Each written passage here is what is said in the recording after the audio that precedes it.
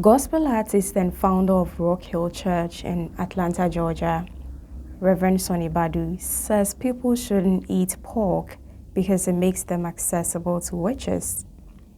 He said this to his congregants a while back. Kindly watch the video first and then I'll share my thoughts on it. Because how witches invade bodies, number one, is through food.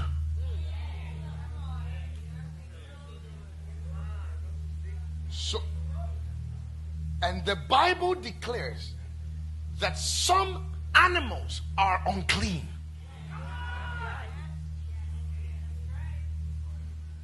What do you think an unclean animal is? It reads it, unclean. In other words, when that animal is found in you spiritually, it gives the witch quick access to jump in.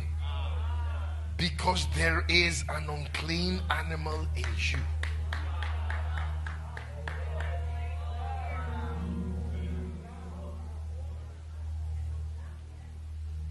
So some of you, anything that, and I'll tell you the truth, I'll expose it, anything that has pork,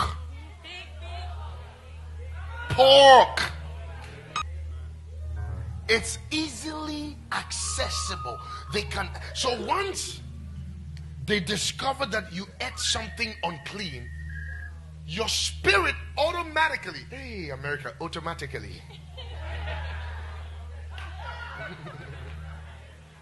your spirit automatically gets subdued.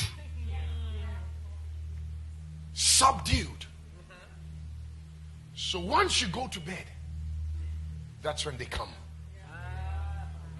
Because you gave them the access. What does the Bible say about eating pork? It is true that God gave dietary laws to the Jews.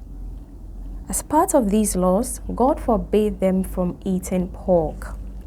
This can be found in Leviticus chapter 11, verse 7 to 8. And the pig, though it has a divided hoof, does not chew the cud. It is unclean for you. You must not eat their meat or touch their carcasses. They are unclean for you. This is reiterated in Deuteronomy chapter 14, verse 8. The pig is also unclean.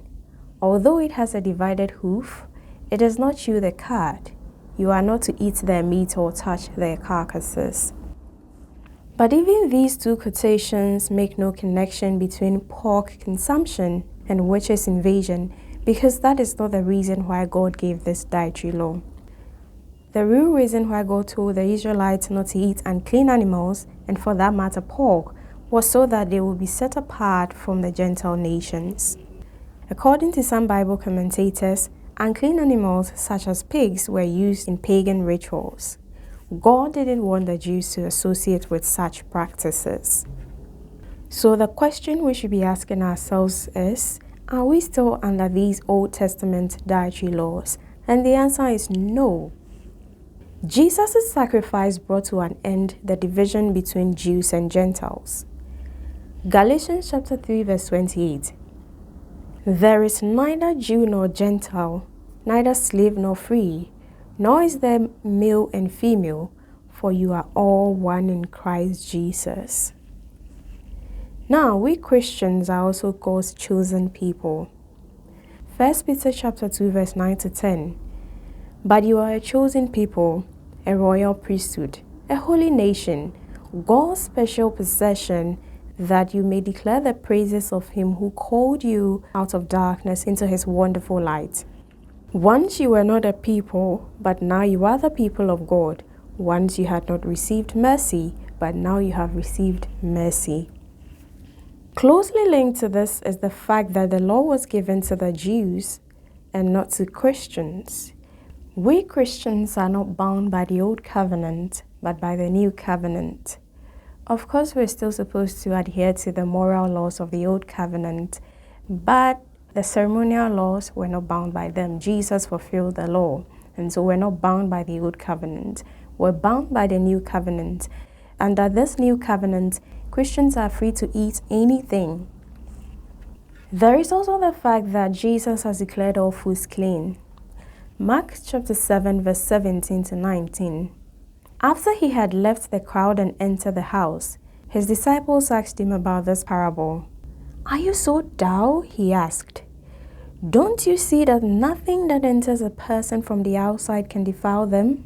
For it doesn't go into their heart, but into their stomach, and then out of the body." In saying this, Jesus declared all foods clean. Acts chapter 10 verse 9 to 15. About noon the following day, as they were on their journey and approaching the city, Peter went up on the roof to pray.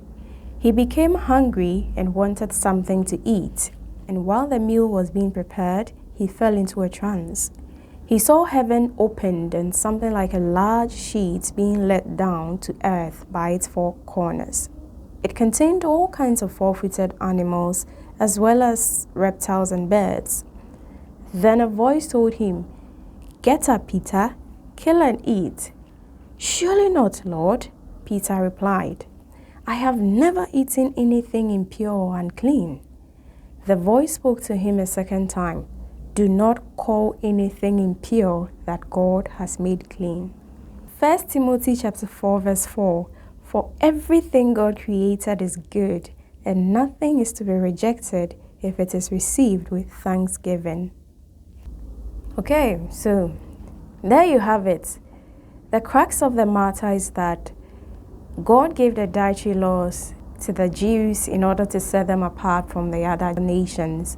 And now that distinction is no longer there. We're all God's chosen people. Jesus has proclaimed everything clean for our consumption. We're no longer under the old covenant. And then most importantly, in connection with what Reverend Sonnie Badu said, the law wasn't given because pork consumption made one accessible to demons or witches. That wasn't it. So that is that. Feel free to eat your pork. Here are some things that can open one up to demonic attacks. Listening to demonic songs, reading horoscopes, consulting palm readers, engaging in the occult, practicing sexual immorality, doing yoga and Eastern meditation. The list is not exhaustive, but these are some things that can open you up to demonic attacks. So instead of forfeiting pork, please forfeit these things and you'll be free from demonic attacks. But then again, as I said, the list is not exhaustive. You may want to do your own research in order to get a comprehensive list of things that can lead to demonic attacks. You can check out Dr. Rebecca Brown. She was in the deliverance ministry and has a whole list of things there. Yeah, so that is it. Feel free to eat your pork. So this is my take on the issue. What do you also think? Let me know your thoughts in the comments section below.